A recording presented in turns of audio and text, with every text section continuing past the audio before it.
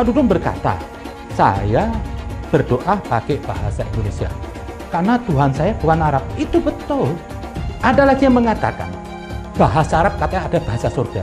Ini sudah sesat, ini sudah kafir. Hanya orang goblok nggak tahu artinya pakai bahasa Arab, berdoa pakai bahasa Arab. Lah gimana Anda mau sampai? Arab itu kalau tidak ada Ka'bah nggak punya kehormatan. Apa sih seninya budaya? Ada budaya Arab? Tidak ada. Bangsa yang nggak punya budaya, bangsa yang tidak melahirkan intelektual. Siapa coba intelektual Islam dari Arab? Tidak ada. Islam masih jauh dari kesempurnaan. Jangan sok Islami lah. Hindarin tuduhan kafir ini semuanya. Lihat Islam yang ada nih sekarang nih, pengen saya memuntah kok lihat ini. Sudah nggak ada enaknya. Agama mempersulit orang. Sekali lagi, Tuhan bukan Arab. Assalamualaikum warahmatullahi wabarakatuh. Alhamdulillah, Allahumma salli ala sayyidina Muhammad wa ala ali sayyidina Muhammad. Ketemu lagi dengan kami. Saya akan menanggapi bagaimana pembicaraan barusan orang yang berambut keribu ini. Dia menyatakan Allah Tuhan itu bukan orang Arab. Benar kata dia. Allah bukan manusia. Allah bukan orang Arab. Allah bukan manusia. Allah bukan orang Arab. Allah adalah Khaliq. Arti Khaliq Allah Ta'ala pencipta. Dia bukan manusia. Yang dinamakan Tuhan itu adalah selain alam. Yang dinamakan alam ini bumi, langit, aras, kursi, manusia, binatang, planet, matahari, bintang dan sebagainya itu alam. Itu bukan Allah. Allah yang bukan alam, alam yang bukan Allah. Benar, Allah bukan orang Arab. Kalau memang kita katakan Allah orang Arab, berarti kita murtad. Karena Allah bukan manusia. Dia laisa kamitslihi syai'un, tidak serupa dengan sesuatu. Benar. Tetapi Nabi diturunkan oleh Allah kebanyakan di Arab. Dan ada Nabi diturunkan di Bali, di Indonesia, di Jawa nggak ada.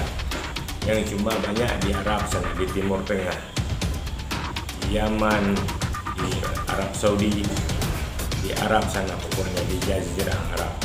Makanya negara Arab itu dikenal tempat turunnya nabi-nabi. Ya, jadi Nabi itu orang Arab. Al-Quran diturunkan dalam bahasa Arab. Kita berdoa dengan bahasa Arab boleh, berdoa dengan bahasa Indonesia boleh, berdoa dengan bahasa Inggris, bahasa Cina, bahasa Jepang, silakan.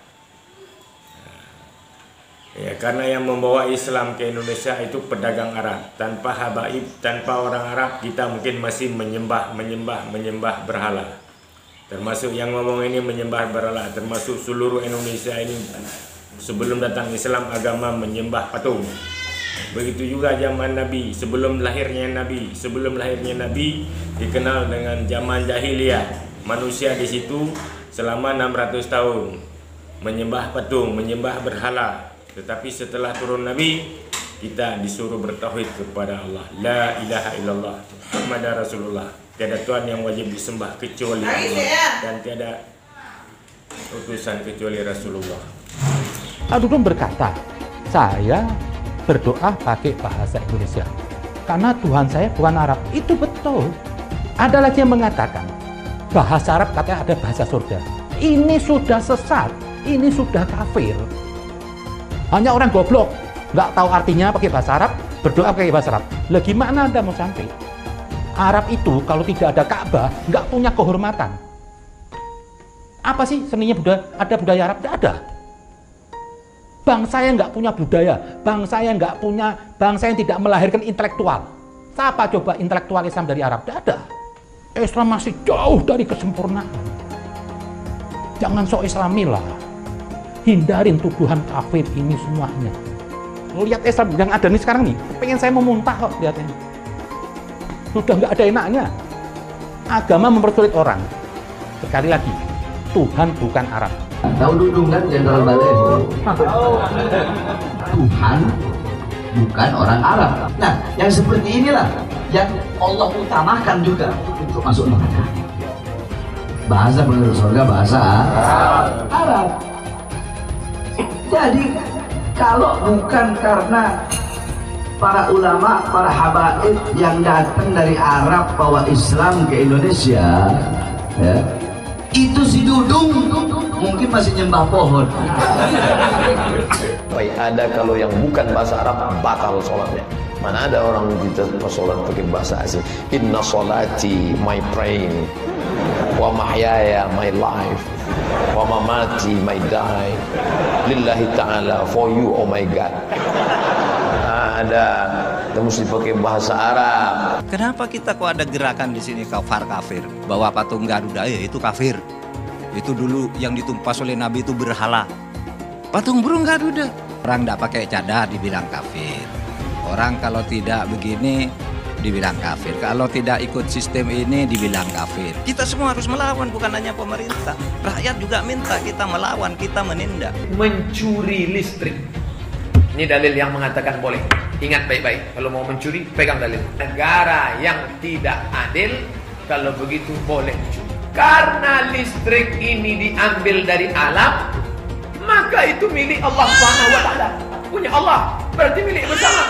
Kita curi aja. Halal haram demokrasi. Kita pakai dulu sementara sistem kafir ini. Orang bilang kafir mana bisa?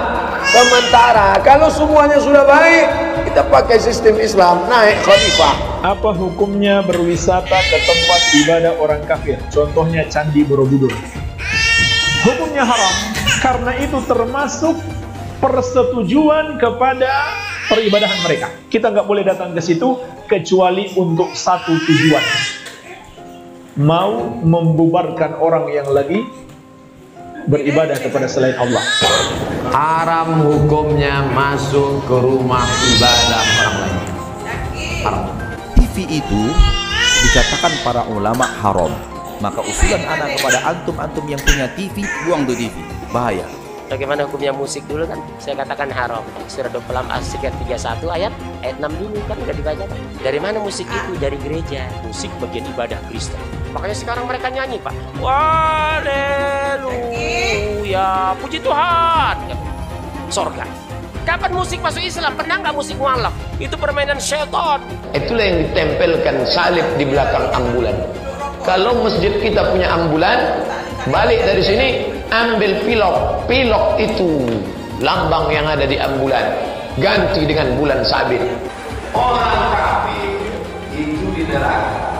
Yang dimaksud patung Yesus Kristus, patung Brahma, Hindu Siwa, patung semua patung itu jadi bahan bakar neraka. Nanti membakar orang yang menggambarnya.